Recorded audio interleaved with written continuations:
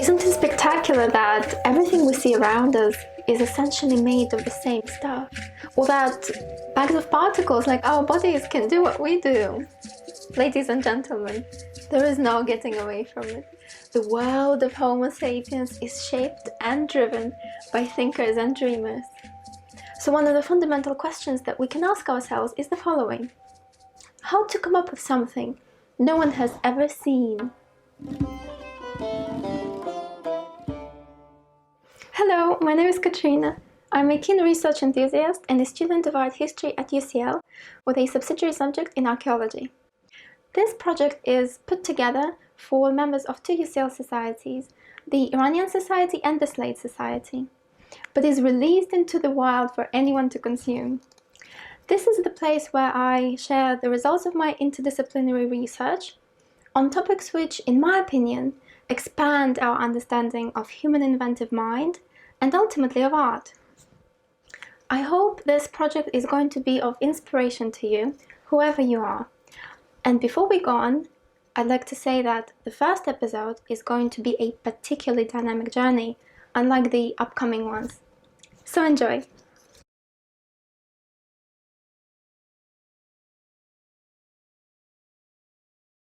As archaeologists dig deeper into the prehistoric layers of soil, they extract information not from the written sources of the time, but from the objects themselves and their relative position within the excavated site. Scientific analyses help a great deal, along with ethnographic studies. But the fact that prehistory is a kind of mystery doesn't mean that this period is somehow less significant than other periods. In fact, I think the very opposite is true. Prehistoric era is exactly where we have to start if we are to understand what makes us who we are. And the ability to create new things, to generate ideas, is one of the defining characteristics of the human species.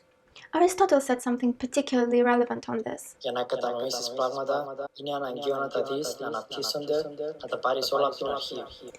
for that very reason, we are not starting with ancient Greece or Mesopotamia. Not even with Homo sapiens, because the dawn of human creativity started before our emergence. So, dear passengers, please fasten your seatbelts as we're going to travel across an abyss of time to 3 million years ago. Our journey is going to take about 10 minutes of our normal Earth time, but for now, let's think of time in this way. If the time between now and Big Bang is compressed into the size of the football field, then the whole of human history would occupy an area the size of a hand. Carl Sagan, an American astrophysicist who popularized this kind of view, also created what is known as cosmic calendar. It compresses the time between the Big Bang and now into one calendar year, where one day equals to 38 million years. In this time compression, we inhabit the last second of the last day, which corresponds to 438 years. The event of Earth formation falls into the 6th of September, that is 4 months ago.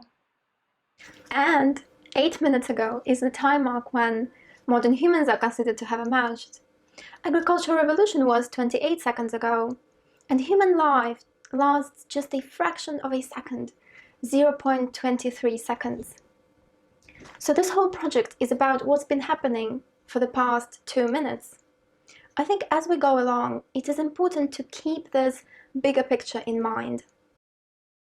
Now, let's outline some of what constitutes the cognitive groundwork for creativity. But first, what is cognition? In the 15th century, it meant something like thinking and awareness. The term cognition refers to the mental processes involved in gaining knowledge and comprehension. These are higher level functions of the brain, for example, thinking, planning, knowing, language, and imagination. And of course, there would be no cognition without the nervous system. One of the many things that the nervous system does is it senses the changes in the environment. For example, sound waves and light photons, and transfers these into perception and then to action. Nervous system first arose in worm-like organisms on about December the 5th, and it is so essential for animal life that even things like rotifers, a kind of tiny zooplankton, can't live without. So I think it adds great value if we think of the process through which our bodies are regulated as something that's been evolving for 600 million years. And to tell you the truth about evolution, Homo sapiens haven't evolved from chimpanzees. Why does then, you can ask, genetic evidence show a staggering 96% similarity in DNA? In fact, all species, living and extinct, evolved from the same common ancestor but at different stages of evolution. For example, two bones in our middle ear were originally part of the lower jaw of our reptilian ancestors who used them for chewing. Hierarchy of different complexities. It's hard to believe. It's incredible. In fact, most people don't believe that the behavior of, say, me, one yak yak, and you nodding, and all this stuff is the result of lots and lots of atoms all obeying these very simple rules. Come out that it evolves into such a creature that the billion years of life with its experiences has produced a thing with prongs that stick out like this and so on. There's such a lot in the world, there's so much distance between the fundamental rules and the final phenomena that it's almost unbelievable that the final variety of phenomena can come from such a steady operation of such simple rules.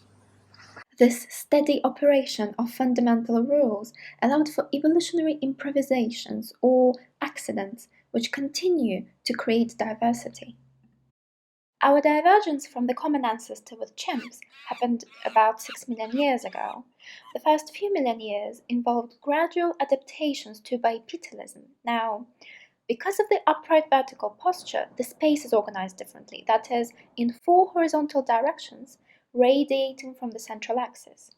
Messier Eliot, sociologist and historian of religions, calls it the original and originating experience from which different methods of orientation developed. This experience of space being oriented around a center is thought to explain the distributions of territories, for example.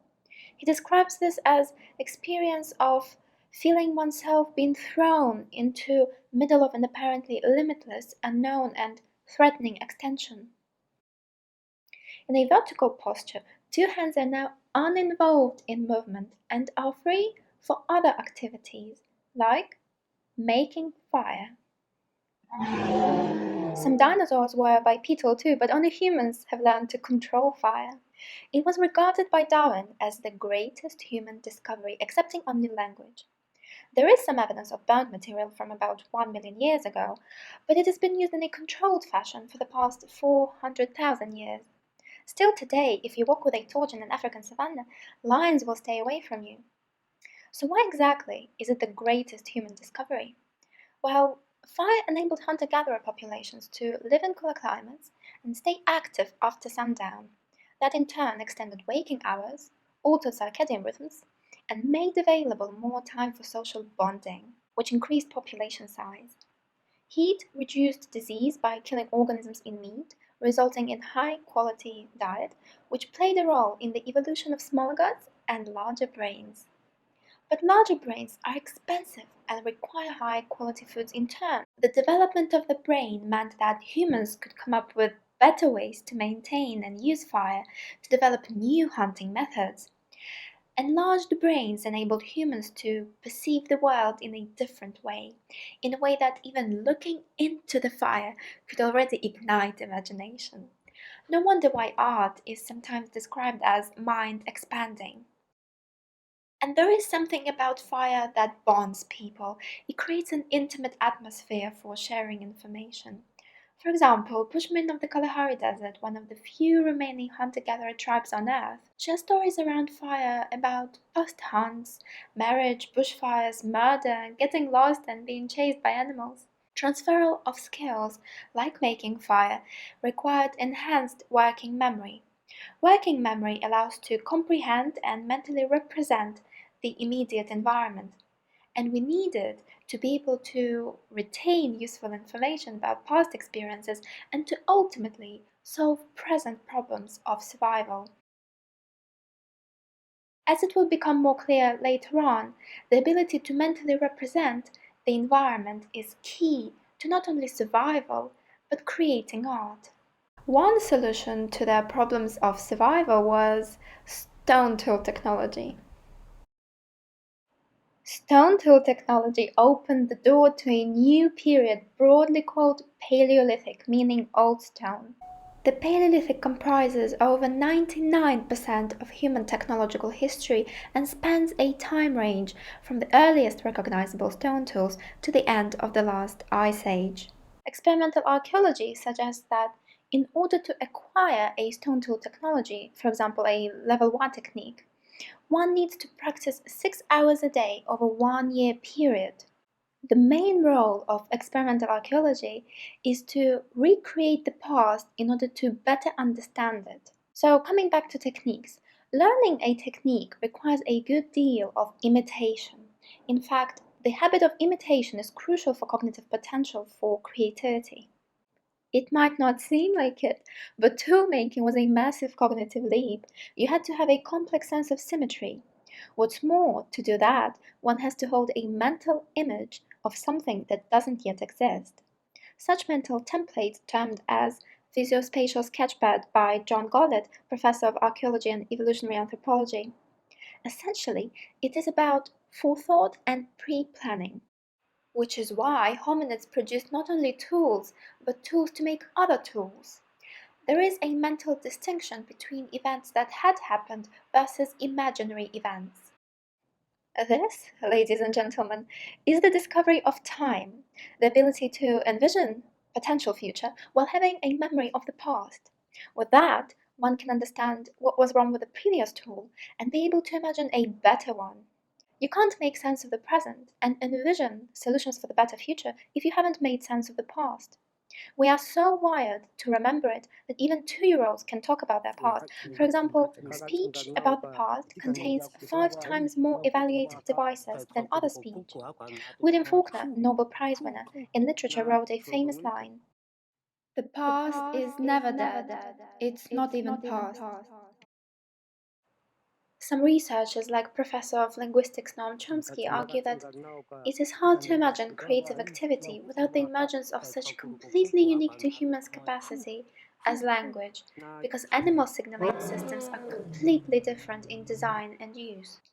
Groups of hunter-gatherers were hit by crisis after crisis, but some found a way to get over by the skin of their teeth and get on with their lives. When around 250,000 years ago, Homo sapiens evolved to have the same brain size and skeleton identical to ours, that is the point in history when we say that anatomically modern humans emerged. However, archaeological record first reflected symbolic behaviour only at around 120,000 years ago. However, there is an argument made that due to genetic mutation, around 60,000 years ago, something called creative explosion happened, which marked the beginning of true behavioral modernity. This burst of creativity is a big difference in behavior.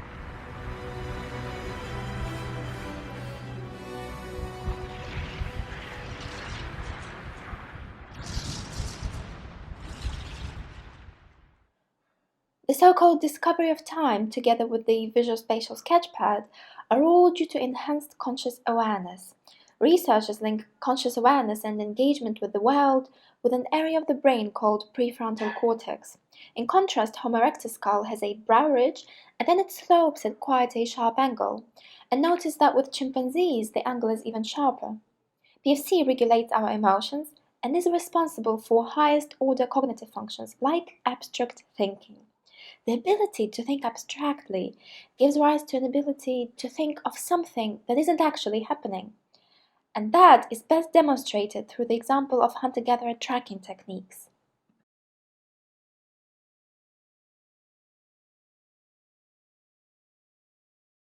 When following the game, they for example come to a stand of trees, and by taking a close look at the ground, they immediately know how many animals went by, what their ages and sexes were, and how long ago they passed. This understanding of the continued existence of something that is no longer visible is an important survival function in hunting. The long-distance runner Bernd Ehrenreich, in his book Racing the Antelope, points out that when animals hunt, they give up the chase when the prey disappears from the view. Humans, however, know that an animal that has disappeared over the horizon or behind a group of rocks is still there to be followed. What is truly remarkable is the emergence of metacognition, which is thinking about thinking, which is why we can say something like, there are many things that you know that you don't know that you know. One of the advantages of this is that you can judge your or other people's actions, thoughts, and ideas. Let's add to that the descent of the larynx. The larynx is a little bone at the back of your neck that is the site of your voice. The descent of the larynx means that larynx in humans is lower than in other primates. The shape of the bone changed the angle between the head and the body, and this enabled us to stand upright and for the voice box to grow from 7 centimeters for primates to an average 14 centimeters for humans. That way, we can produce a greater variety of sounds. Crucially, the fact that body is now upright gave room for the brain to evolve in the back, which is why Homo sapiens are capable of fine motor movements, like making sharp spears and sewing skins with bone needles. These types of actions are largely thanks to cerebellum. 80% of all brain neurons are densely packed into the cerebellum. It is true of all primates, but Homo sapiens cerebellum includes a newly evolved part which, when working with prefrontal cortex, supports for the higher order thinking. And higher order thinking is divided into analytical and creative thinking. The main thing to bear in mind about creative thinking is that it is fundamentally transformational in character. We will come back to the implications of that a little later, but for now, let's think of the question that I posed at the very beginning, which is, how do you come up with something no one has ever seen? In other words, how do novel problem-solving and creative solutions come about? The more comprehensible answer that researchers provide is the following. The key is in the repetitive interaction between the cerebellum and working memory. Cerebellum creates pairs of models out of information we perceive. Models can be forward and inverse, some are conscious and some are unconscious. It is thought that when one subjectively experiences a sense of insight, intuitive solution, or creative idea, as if out of nowhere, this is when the unconscious model gets projected. Some examples of the unconscious activity are dreams, fantasies, visions. In other words, what is outside of your conscious awareness. Actually, it is somewhat unsettling to understand that there are some solutions to the problems of survival being generated without your conscious control. Also, clear ideas tend to come when mind is in a thoughtless state. So, how could they produce something they had never seen before? Well, part of the answer is that they first saw a mental image.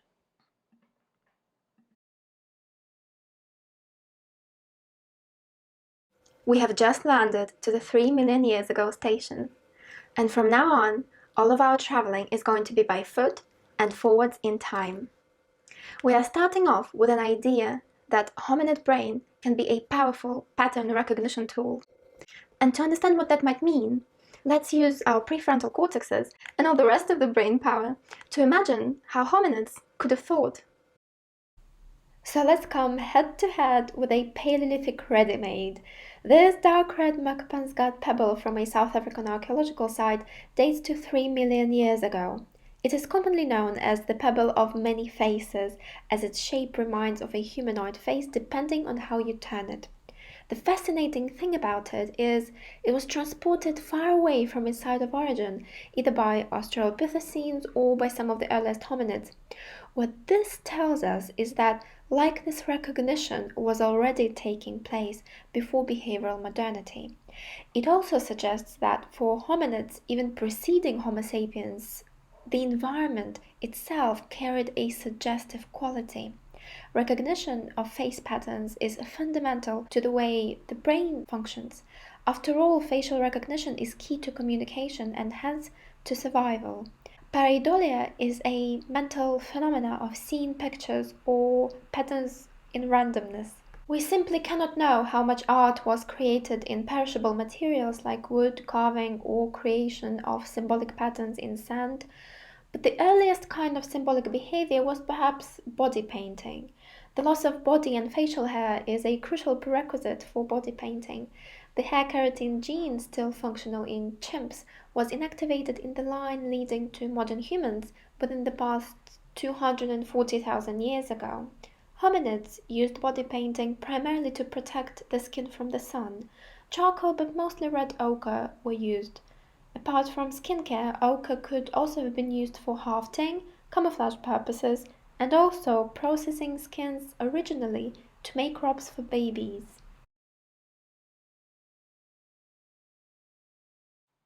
Expansion is what characterizes us. People like to occupy bigger and better territory with more stable food supplies, but we are also curious creatures interested in imaginary lands. There are some settlements on the Red Sea coast dating to 125,000 years ago, which point out to the start of the migration out of Africa.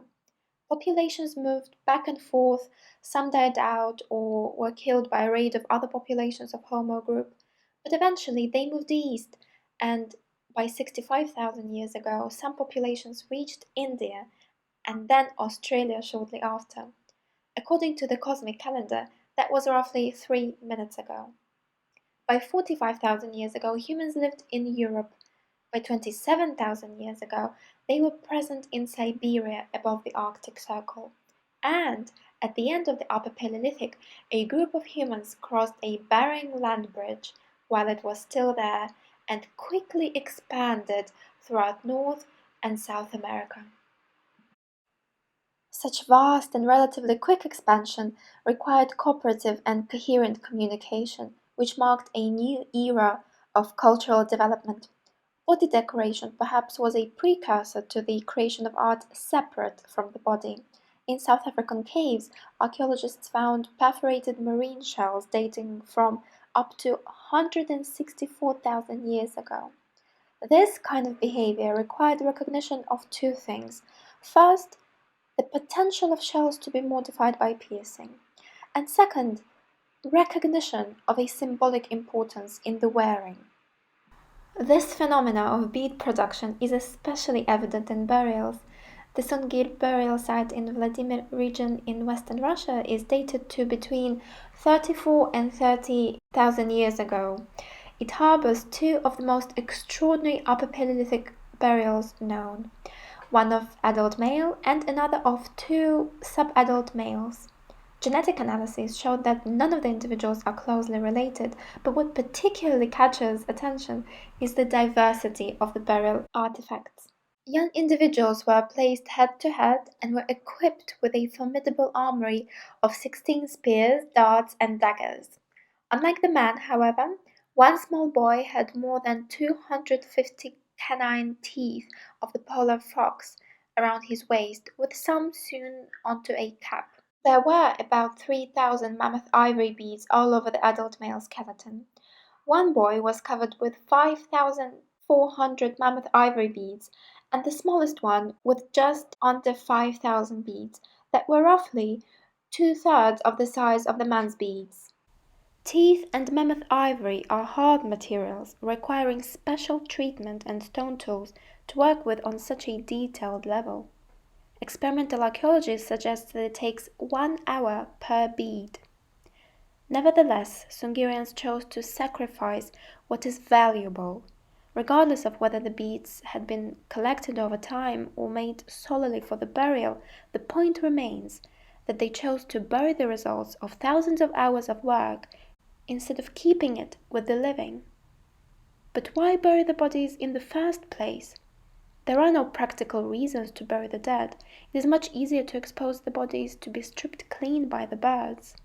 Yet they insist on protecting the bodies from the ravages of nature, which is a measure of respect. Some Neolithic cultures sometimes would crack the skull open, scoop out the brain, and devour it.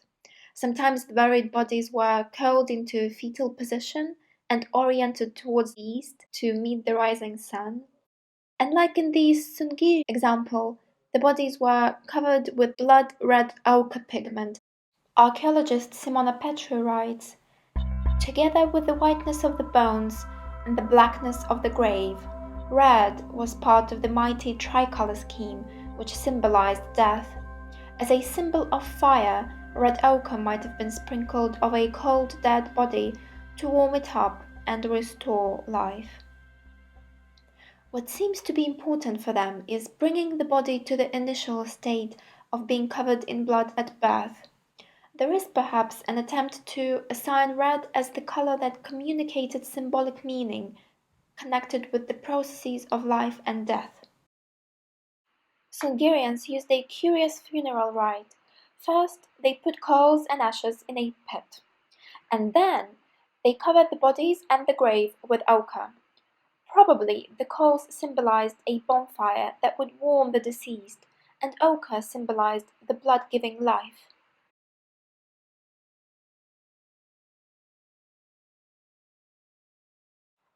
Around 45,000 years ago, the glacier sheet started to melt in Europe, and populations were able to colonize it.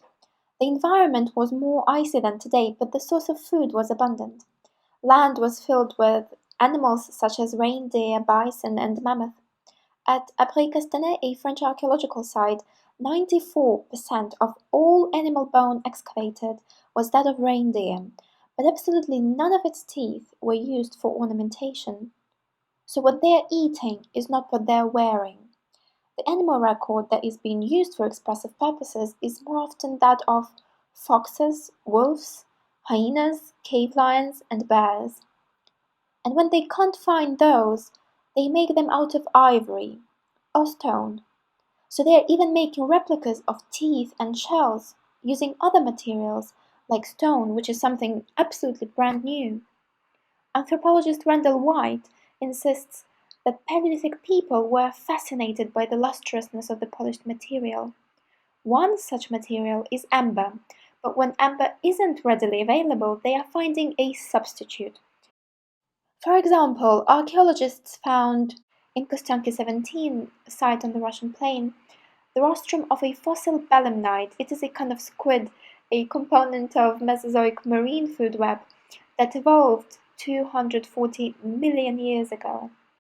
Careful choice and treatment of raw materials indicates that beads were a kind of carriers of metaphorical concepts.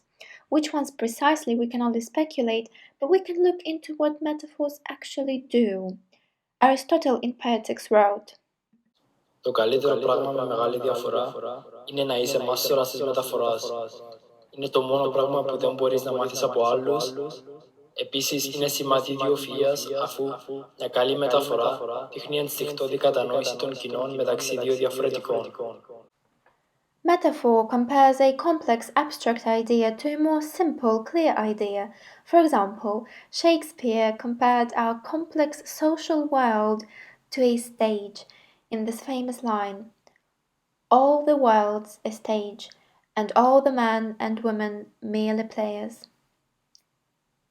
The first part of the definition of metaphor is a figure of speech. In fact, language itself is considered to be inherently metaphorical. In psychoanalysis, the use of metaphor is used to aid communication and interpretation of unconscious meaning. Scientists like cognitive archaeologist Stephen Mithen prefer to use a metaphor to define something abstract as the mind. He invites us to think of the mind as a Swiss army knife. So not as an all-purpose mechanism, but as a series of tools, each of which has evolved to carry out a specific kind of operation. The evolutionary psychologists Lida Cosmides and John Tooby believe that each tool has evolved through natural selection to cope with adaptive problems faced by hunter-gatherers. An example of such a tool would be an already familiar visuospatial sketchpad. Now, I invite you to try and understand how these metaphoric meanings could have manifested themselves by looking at a collection of animal figurines from Germany. Specimens were carried around or even worn and include figurines of mammoths, bears, lions, horses, made mostly from ivory. Their creation involved complex cognition, which facilitated an image in the mind's eye to be translated and transformed into a physical 3D sculpture. That reminds of the famous quote by Michelangelo: "I saw an angel in the marble and carved until I set him free." Cognitive linguist George Lakoff argued that hunter-gatherers used metaphor to build complex abstract meaning from the scaffolding of the tangible world. Paleolithic people closely observed the animals in their environment and related them to their own experiences within a complex set of differences and similarities. Indeed, the animal figurines were carved with great expertise and intimate knowledge of their natural appearance and correctly corresponding behavioral elements. Animals can be viewed in a set of relationships of oppositions, for example, fast, slow, herbivore, carnivore, aggressive, defensive, etc., and similarities, for example, social behavior, size, ecological dominance. The mammoth was the largest herbivore, and the lion was the largest predator in the ecosystem of interglacial, who shared a socially complex hierarchical behavior. While the mammoths are always shown with an emphasis on closed and rounded forms, without reference to active behaviors, lions, on the contrary, are depicted with an emphasis on cocked and erect ears, which point to alertness and attention. The overarching theme is less connected to the acts of hunting, killing, or destruction, but rather to intraspecific social behavior and possibly to strength in a social sense, like an ability to stand one's ground in interpersonal conflicts and contexts. Archaeologist Martin Paul believes these figurines are a reflection of the construction of individual identity through a process of creating animal figurines, which refer to an abstract concept of the world that relates humans and animals according to specific traits. Paul indicates that they made links between their own actions and the behavior of the animals in the environment. Behaviors of animals were important reference points to explain both the relationships between animals and the relationships between humans and humans. For Paleolithic people, the world was not just a distribution of resources. It was saturated with complex meanings, which provided deep understanding of the world. In 1957, anthropologist George Mills conceptualized art as controlled qualitative experience, which exhibited two essential qualities. One lies in aesthetics, in other words, in its formal organization, and the other in its metaphoric potential. And metaphor is what makes art evocative. A Paleolithic person who was an acute observer of surroundings was first being led by some suggestive natural accident that would remind of some animal features. It would then be tempting to come up to that stalactite projection, for example, and complete the missing contours. We can see that the imagination is being projected onto natural elements of the cave, similarly to what happened with the red South African pebble. Art historian Ernst Gobrick credited Leon Battista Alberti with the idea that sculpture originated accidentally from noticing contours in tree trunks or lumps of earth that had the potential to be manipulated with to create a perfect likeness. A phenomenological view would be that the surface has creative potential itself and it invites to be modified, and our perception notices that invitation. What we have talked about before was an engagement with or manipulation of 3D objects. But the creation of paintings on a blank canvas is more complex than deliberate symbolic modification, because it requires to work entirely from visual memory and imagination. Gollett's concept of visuospatial sketchpad takes into account that human vision begins with 2D images in both retinas that are combined through neural processing to perceive a 3D image. This suggests that the brain may have a predisposition to revert to 2D concepts through a kind of mental reverse engineering. But coming back to reasons, why did they make paintings far, far away from the cave entrance, sometimes crawling into barely accessible paths, just to make a representation of a cave lion or a bison? I think if we try to divest ourselves of our own cultural baggage, then the meanings that seem to speak to us today may not be as far back as the ones for the original viewers. Gillian Morris Kay, a researcher from the Department of Genetics, Physiology and Anatomy, invites us to attempt to look through the eyes of an acute observer of nature, for whom nature and spiritual world are one and the same. And in order to do that, I invite you to enter the Chauvet Cave. It was discovered by accident in 1994. Later in 2016, the dating analysis proved that earliest markings date to as early as 39,000 years ago. The samples reveal two distinct periods of human occupation. One lasted 3,000 years and the other 5,500 years. In giving this cave more life, I'd like to mention that researchers recorded 20 human feet imprints leading to the skull chamber, which we will enter as well, and one imprint is estimated to belong to an approximately 8-year-old child. In terms of cave paintings, the menu is rich and absolutely unique. In total, there are 14 animal species represented, 65% of which are dangerous, now extinct animals, such as cave lions and woolly rhinoceroses, which were not part of Homo Sapiens' Paleolithic menu. And now, I would like you to imagine that you take shelter in this cave, and that you hunt reindeers and observe other animals very closely. What would you notice in owls? Perhaps that their hunting flight is near silent, and they're able to rotate their heads to look backwards. Let me point out that Paleolithic people needed to pay attention to notice the attentiveness of owls. That is higher order thinking in action. What about Ice Age rhinos?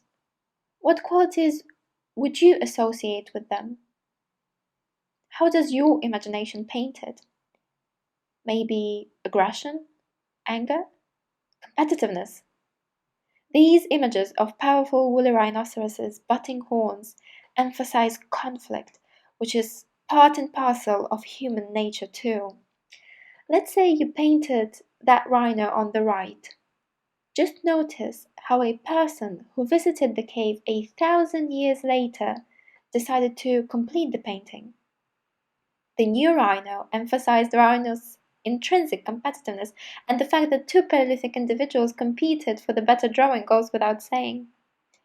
But then imagine coming 6,000 years later, and with a small torch giving off just a bit of light to see, and discover this battle on the wall. Above the battle is a series of horses, clearly by different hands.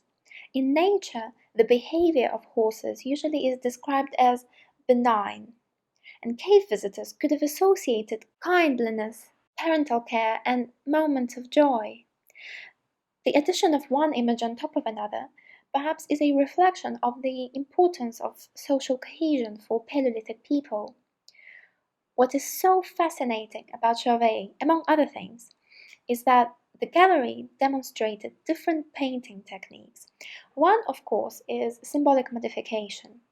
The other is scrapping on walls to either make a depiction of an owl, for example, or to create white counter contour to enhance the black charcoal and overall make a figure of animal stand out. This highly sophisticated technique adds an illusion of of spatial perspective and emphasizes a sense of aesthetic quality.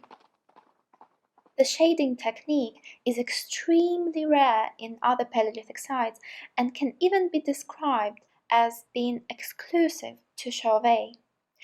As colors, white and black are not real chromatic colors with fixed wavelengths, but more expressions of light and darkness. Yet their names are the first in the evolution of basic color terms. It is more accurate to say that white and black essentially express what color really is, which is the perception of light or the absence of light.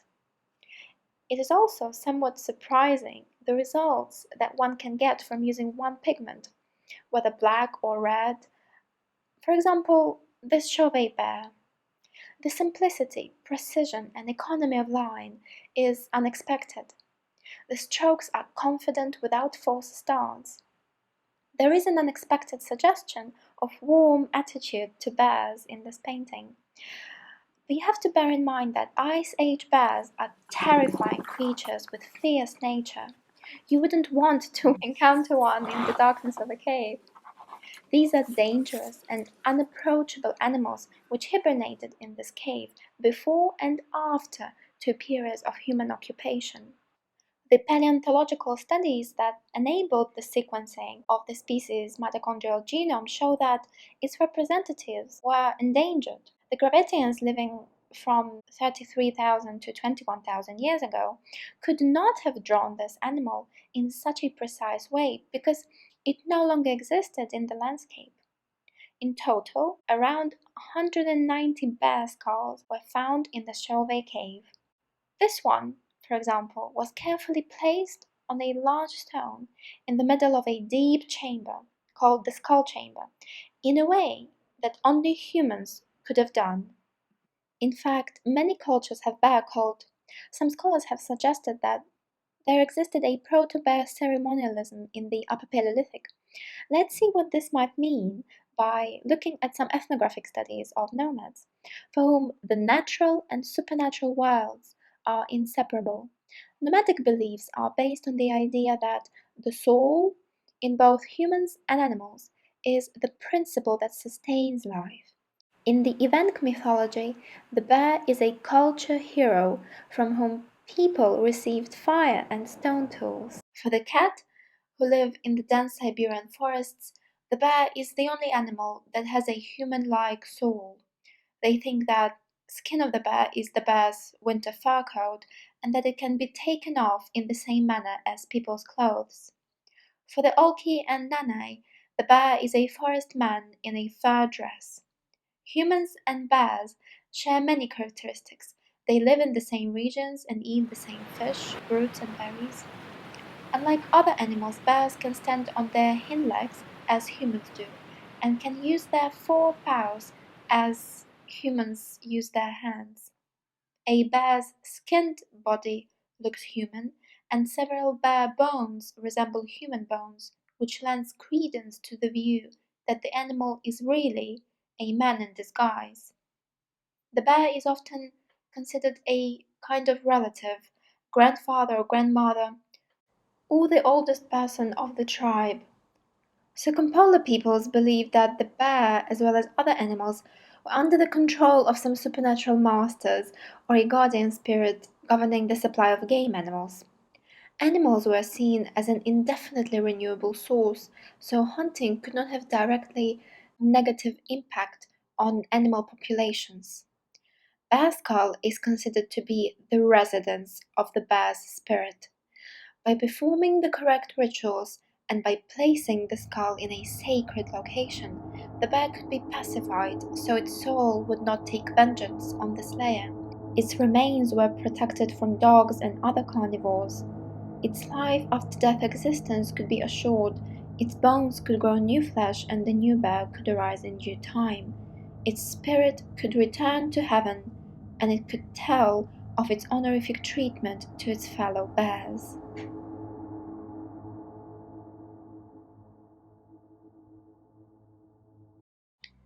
At the furthest chamber of the cave, there is something absolutely unique. and that is the famous lion panel. This composition features around 30 animals, represented mostly by their heads and legs, suggesting high-speed movement. Here, a dense flock of cave lions, with each having an outstretched posture, stalks a herd of bisons, and perhaps eventually surrounding them. The lion panel reveals a moment when the predator is about to catch the prey. It immediately catches the viewer's attention at the boundary between life and death. Notice the intensity of faces. Feel through the power of lion's sense of common purpose and concentrated intent. Feel your individual ego being subsumed into the hunting group for the good of all. Some scholars have suggested that it is a possible cradle of proto-cinema, where the multiplicity of superimposed representations suggests movement not by many animals, but only a few. An 8-legged bison is another composition effectively suggesting movement. The people of Mongolian grasslands who live in close proximity to wild wolf packs regard the wolves as their mentors. These nomads have a sense of awe and respect for the organization, social structure, and division of labor that are at the core of wolves' hunting success. European lions may have been perceived in a similar way by the communities associated with Charvet. In 2010, filmmaker Werner Herzog accompanied researchers into the depth of the cave. Later, he recalled, "I was in complete and overwhelming awe." According to neuroscientific studies, awe is a profound and meaningful self-experience which involves the complex synthesis of emotions like deep feelings of wonder, astonishment, and sometimes tinges of fear. There are two key things to know about awe. First, it is induced by stimuli that are vast, for example, something immense in size, number, scope, complexity, ability, fame, or authority. And the second is that awe stimulates a need for accommodation, which means that when experiencing awe, individuals are forced to adjust their mental schema and alter their understanding of the world.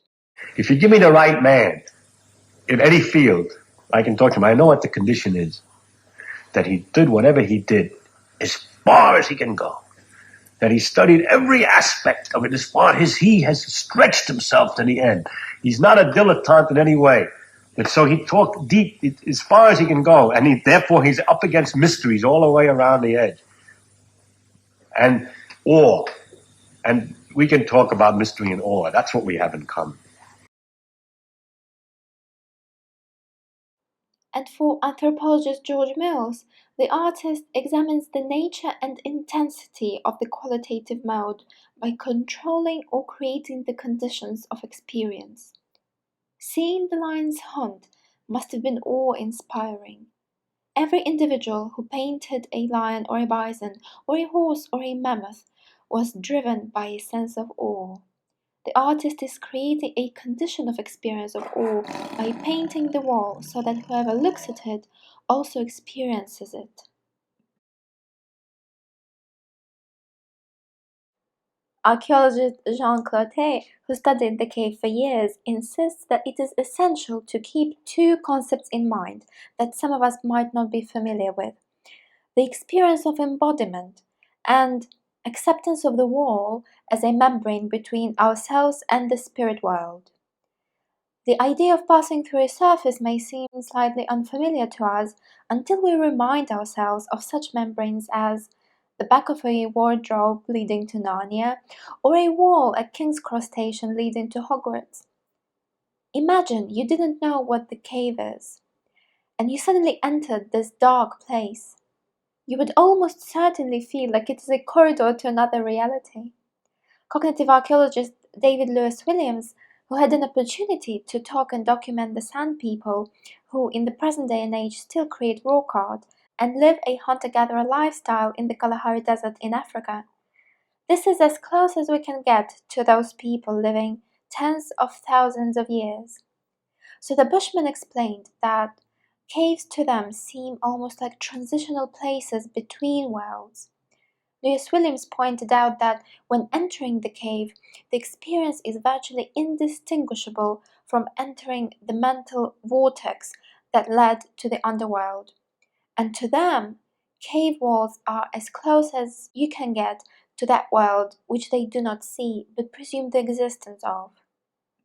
So, coming back to the question, how to come up with something no one has ever seen?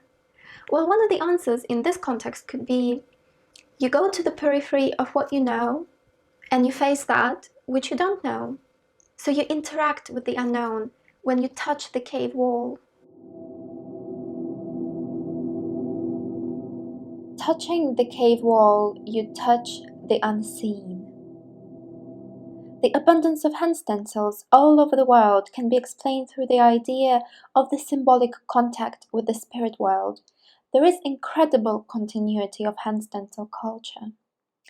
I think it is useful for the people of today to think of the sacred with reference to writings of Messiah Eliot.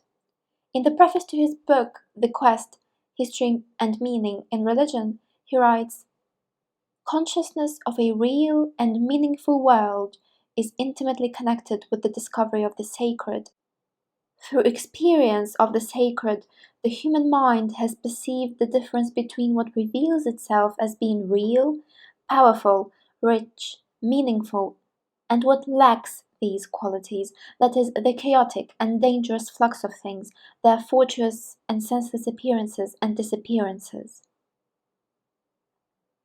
Eliot argues that the sacred is not a stage in the history of consciousness, but rather an element in its structure.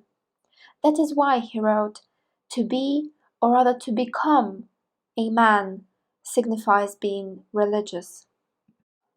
Hand stencils would be made by blowing or spitting ochre mixed with saliva over the hand placed onto a wall, almost breathing life into that wall. Like Australian Aborigines, sandbushmen see that as a transformative experience in itself, but most often it would be accompanied by a trance state that would produce an altered state of consciousness. It would be achieved through dancing, inducing certain substances, or periods of starvation and dehydration. Cognitive archaeologist David Lewis Williams, who received an A1 rating from the National Research Foundation for the high quality research and wide impact, builds upon acute observation motivated by significant theoretical expertise from neuroscience about how the mind and brain acts and responds in extraordinary situations. He proposed that Paleolithic art owed its inspiration, at least in part, to trance experiences associated with shamanic practices. While this sounds off-putting, we shouldn't forget that relationship between altered states of consciousness and artistic creation seems to be more subtle. For example, some, like Mark Rothko, felt drawn into his large canvases as he painted. In his earlier work of the 1940s, he devoted the themes of myth, prophecy, archaic ritual, and the unconscious mind. In a 1943 letter to the New York Times, he wrote, "There is no such thing as a good painting about nothing. We assert that the subject is crucial, and only that subject matter is valid, which is tragic and timeless. That is why we profess a spiritual kinship with primitive and archaic art. Some works are composed in horizontal bands, which have been said to represent geographical strata, possibly a metaphor for the unconscious. The unconscious is a representation of the fact that there is more we don't know about ourselves than we do know. Those sorts of things tend to get more imagistic, so they appear in fantasies, dreams, and trance states. We can presume that some members of the Stone Age tribe, just like some Bushmen, were mediators who communicated with the unseen world on the behalf of the tribe. We can think of the unseen world also as the future, or multiple possibilities of events unfolding in the future, or forces that govern the way these events unfold. The mission of the mediator was to interfere with greater forces to ensure the tribe's survival, like influencing the hunt, the weather, or health. Lewis Williams writes, "By painting, the medicine man made public their experience of the cosmos and man's place in it."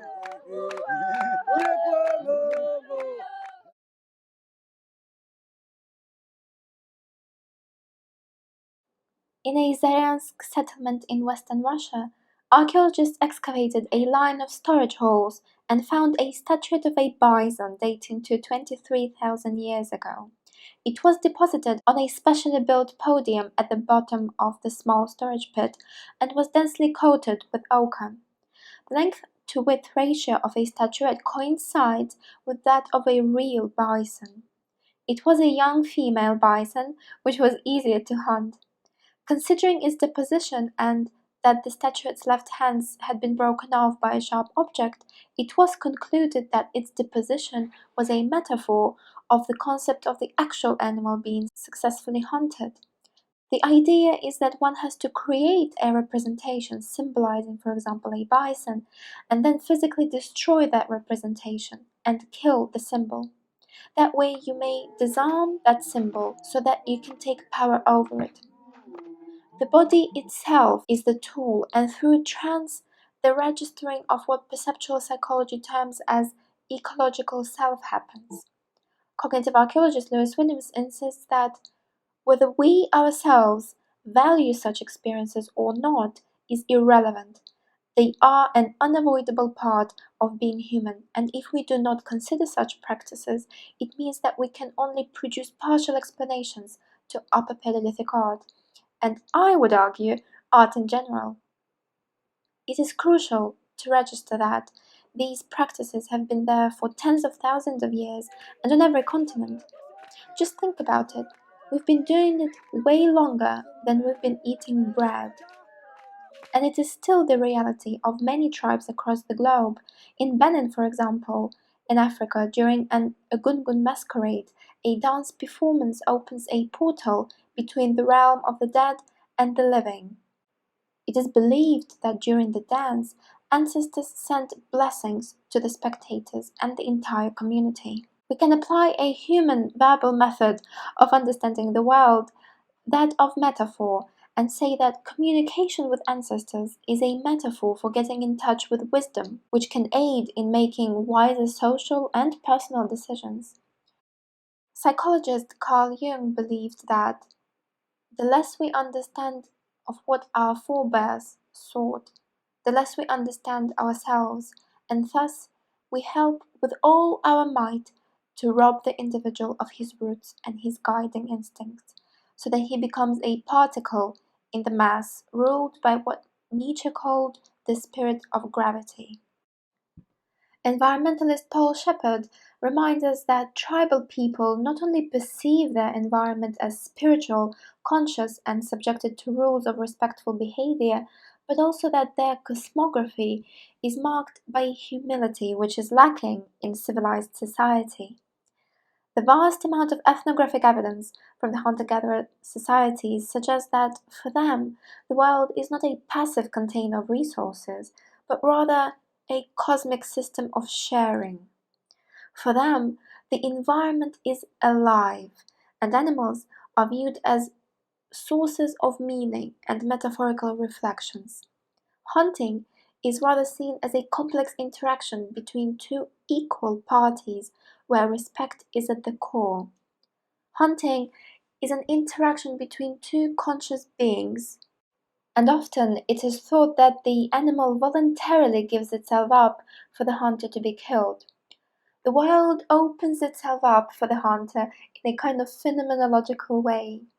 Anthropologist Tim Ingold argued that hunter-gatherers, instead of attempting to control nature, concentrate on the control of their relationship with it. The hunter's weapons serve to reveal the otherwise hidden intentions of non-human agents. The hunter attempts to maintain the relations of trust. The hunter does not seek control over animals.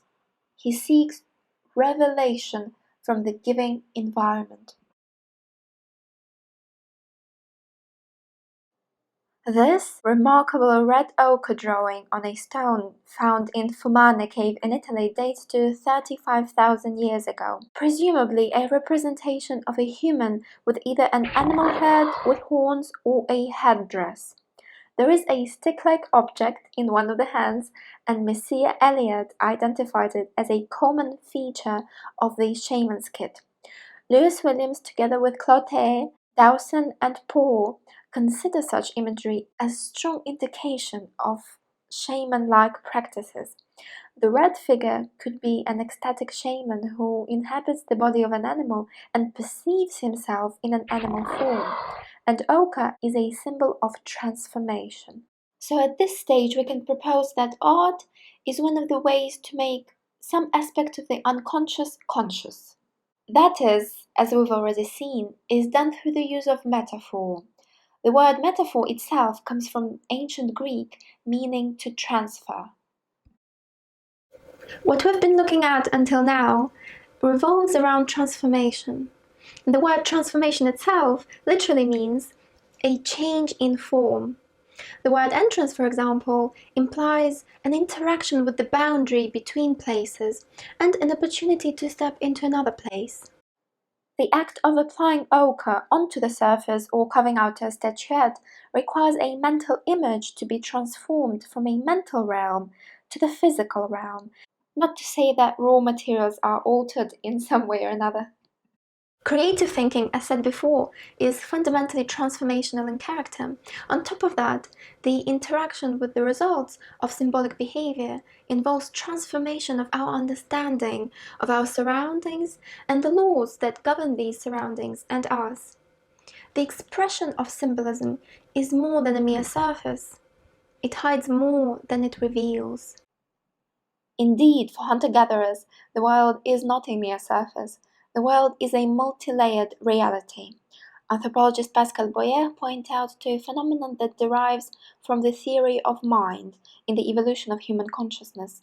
Boyer notes that the mind is the only feature of humans that is always projected onto supernatural beings. For most hunter-gatherer cultures, non-human animals are not just like humans, they are persons. For them, the environment is a treasure house of personages, each with language, reason, intellect, and moral conscience. This attribution of mind to all other natural entities leads to a formation of concepts where an entity's mind remains stable, while its outward body manifestations can be subject to total transformation. For example, as anthropologist Graham Barker explains, as the whole world is self, killing a plant or an animal is not murder but transformation. A North American Inuit woman described her people's beliefs in the transformational capabilities. She said, in the very earliest time, when both people and animals lived on Earth, a person could become an animal if he wanted to, and an animal could become a human being. Sometimes they were people and sometimes animals, and there was no difference. In the Hohensteinstädel cave in Germany, archaeologists found a therianthropic statuette with the head of a lion and the body of a human. Experimental archaeologists suggest that it takes around 400 hours to make. In archaeology, this is called an impossible entity because nothing like it can be found in nature. It was recovered from the deepest section of the cave. And it is important to note that the Upper Paleolithic examples of therianthropic statuettes in caves have one important factor in common, which is that they are all in the deepest, most inaccessible parts of the cave where no natural light penetrates. The Hohensteinstädel is a relatively long and deep cave, which would have allowed socially restricted practices to take place. Australian Aborigines, for example, explain that they actively participate with the forces of nature by personifying animals, where animals become the incarnations of primordial energies. Primordial energies are responsible for the creation and organization of the world, and the Aboriginal shaman is the member of the tribe who becomes sensitive to these powerful forces. Some sun shamans, especially the most powerful ones, commonly transform into lions. The transformation signifies the expansion of the human consciousness into the animal spirit, and the two becoming one. A shaman described his experiences. I can also change into a lion. When I go into the bush, then I make the change. Then I come back to the village and people say, there is a lion. As a lion, I dance with the people in the healing dance. There I say, my son, don't be shy. I am your father. I'm not really a lion. Let's dance together. Sun shamans are believed to visit the spirit world to accomplish various tasks and bring back important messages. The lion head of the statuette is made with such naturalism that we can get a feel that it is listening, it is alert. The eyes are looking forward, and there is a strong sense of attentiveness. The making of a half-human, half-lion statuette from a mammoth bone suggests a conversation going of the human with the rest of nature, or is in fact a tool to overcome what frightens us and move on with just a bit more confidence. Psychologist William James in 1902, in his book The Varieties of Religious Experience, wrote, "When I walk the fields, I am oppressed now and then with an innate feeling that everything I see has meaning, if I could but understand it. And this feeling of being surrounded with truths which I cannot grasp amounts to indescribable awe." William James and philosopher Kierkegaard associated awe with uncertainty and an accompanying desire to see meaning in the world.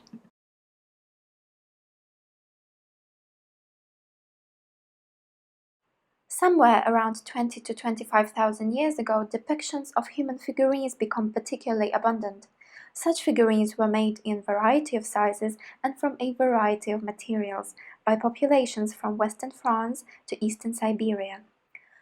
Mobility, especially for specific raw materials over several hundred kilometers, was not rarity. This did most certainly have an impact on social interaction between populations, and this could explain the rough similarity of material culture. The Sungir individuals, for example, show close genetic affinity to various individuals belonging to Vestonice cluster, 2,000 kilometers away. Some figurines were found within enigmatic woolly mammoth circular structures thought to be some form of Paleolithic dwellings. Figurines stress symmetry and rounded forms and do not seem to display any specific active behaviors. These figurines have been associated with the spiritual protection of the inner domestic sphere by archaeologist Martin Poor, on the basis of what he described as the feminine calm and protective strength. Archaeologist Zoya Abramova in 1967 argued that despite the variation within the category of female figurines, there is a connection between the woman and ideas of fertility. There is an association of the feminine with the elements of nature, which is cross-culturally feminine. People saw their lives revolving around nature, as successful pregnancy is at the heart of human life formation. Some figurines have broken legs, like the female bison figurine, which too suggests the existence of rituals to prevent fertility leaving the tribe. Figurines must have represented this engagement of Paleolithic people with the forces that were governing life. Nature is the phenomena of the physical world. In Latin, natura literally means birth. Nature is often personified as Mother Nature. Nature, therefore, is not a personal mother. Nature is everyone's mother. She is the mother of mothers, with whom we're always at odds with. Nature is paradoxical. It can give and take life. That's why art historian Camille Paglia, in her book Sexual Persona, wrote that there is nothing beautiful in nature. The Mother Nature is the primal power. She is the uncompromising, the fearless, the all-governing, the all-powerful. People have always engaged in the struggle for life in this cruel natural world.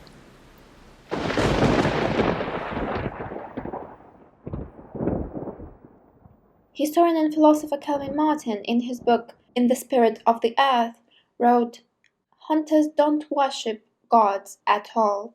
They converse with local, earth and sea-bound spirit persons without adoring them. Spirit persons to us today would perhaps correspond to something like minds. The Nayaka hunter-gatherers of South India perceive nature as their mother and father. This intra-family caring relationship, especially the adult-child one, constituted for the Nayaka a core metaphor, which they used to describe their relatedness to the natural environment. Anthropologist Nurit David has proposed that this linkage of nature and family is a manifestation of a root metaphor of forest as parent. This root metaphor leads to a relationship of trust with the natural environment, which is seen as giving. She argued that the root metaphor governs everyday functioning down to the most mundane details and offers a means of seeing the world. An important characteristic of a root metaphor is that it can become so embedded in the collective consciousness of a culture that it eventually is viewed not as a metaphor, but as reality. It is not an accident that Willendorf figurine was on a cover of the book The Great Mother, an analysis of the archetype by psychologist Erich Neumann. He studied Carl Jung's descriptions of the unconscious as a field of archetypes, which are autonomous patterns of thought and images. For example, the figures of the Great Mother, the Great Father, events such as birth and death, and motifs such as the flood and apocalypse. Neumann found something described as the remarkable consistencies in human culture, which the psychologist explained are due to the commonality of human instincts and human experience. Jungian therapy, for example, involved identifying a person's archetype and helping them emerge through a process of transformation, maturation, and unification in the self-archetype. The Great Mother archetype is a symbolic manifestation associated with all major aspects of life, such as birth, initiation, wisdom, fertility, and death. In the hunter-gatherer worldview, everything is connected, and the earth is the hub of the web of life. Aborigines say, everything came up from the ground. Language, people, emu, kangaroo, grass. Our country is full of sacred places. The earth is seen as not only where we come from, but also where we go back to when we die. This archetypal commonality of human experiences is reflected in the age-old question, why live if ashes become ashes and dust becomes dust? We can propose at this stage that one of the unknown territories for human beings is the unknown of what happens after the transformation event called death. That is why a trance is thought to be a metaphoric death and an actual death of the self.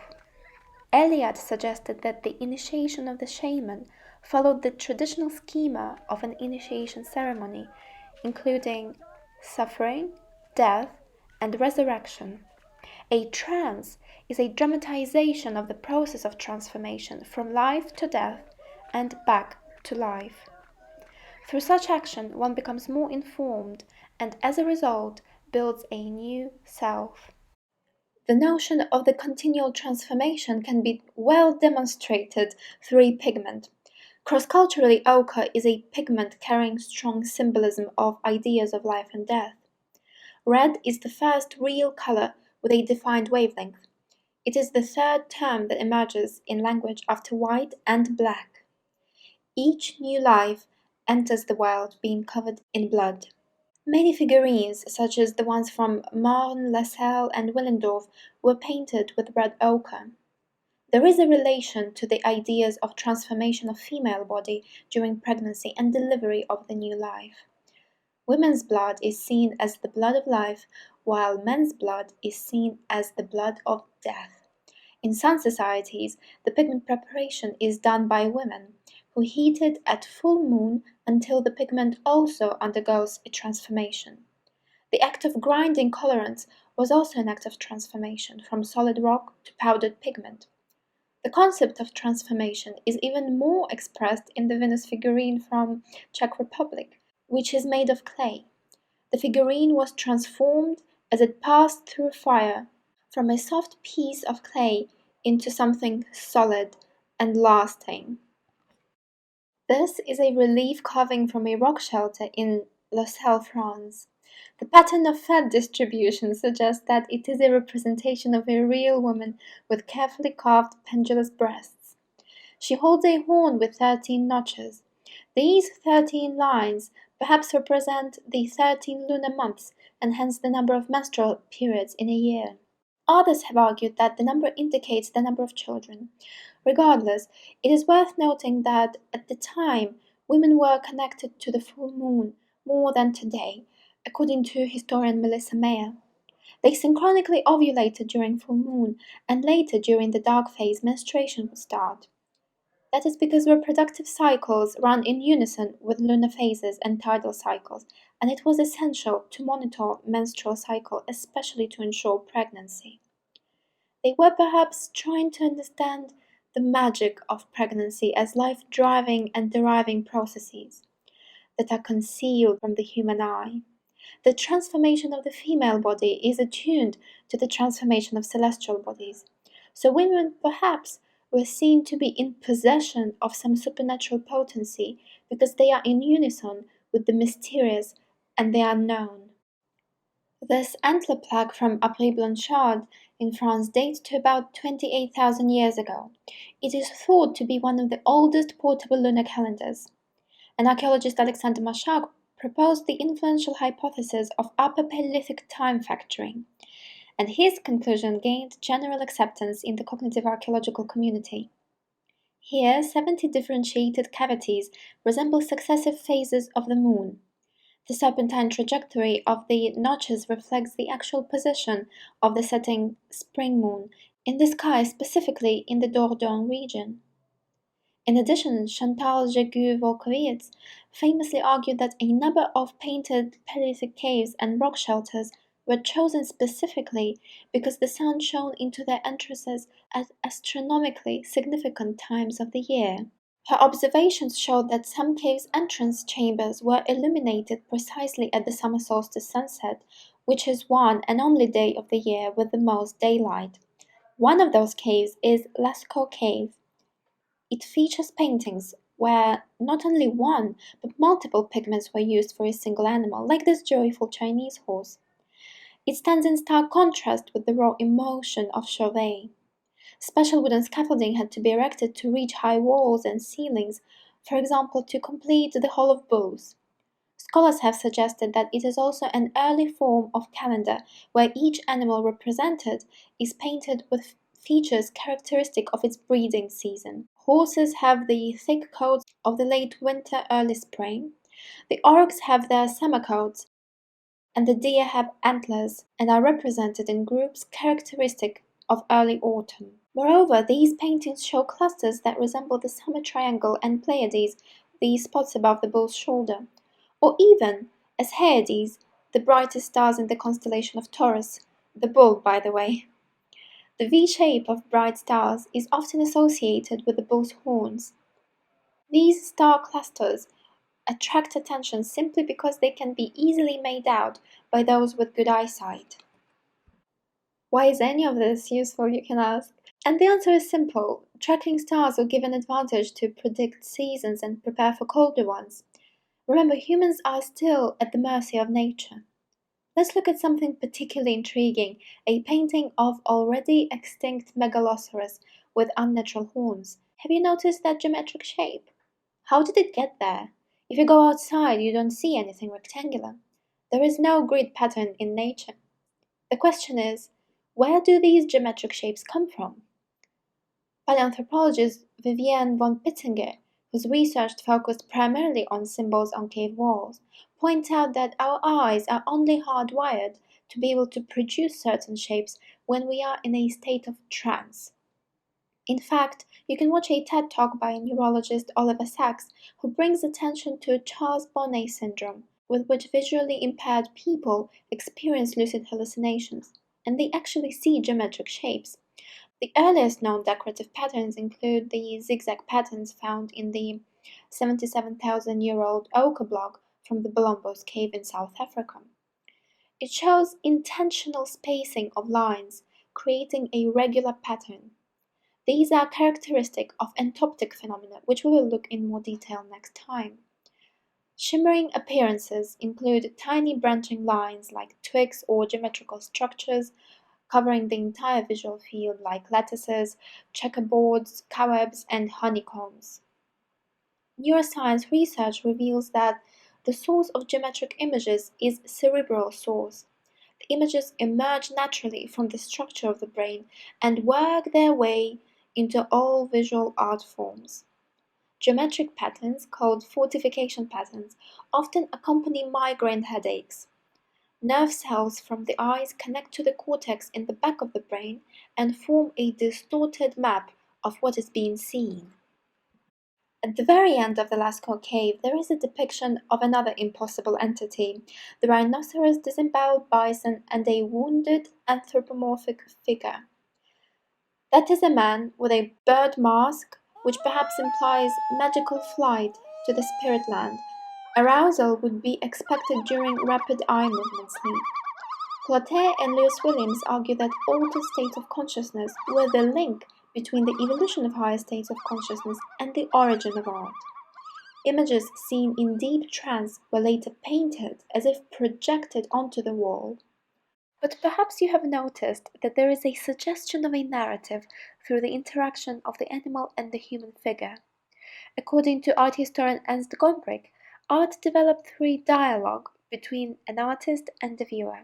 The point for him doesn't lie so much in the explanation, but rather in the interaction with the viewer, who can see the world through the artist's eyes. What are these Paleolithic individuals communicating? What do you hear? Perhaps they are communicating their fascination with the limitless unknown and threatening extension, to use Eliot's phrase. They are communicating their sense of awe with the human experience of the world. And if spoken word is buried by time, metaphors sewn with color and bound by form can be evoked and understood even 40,000 years since.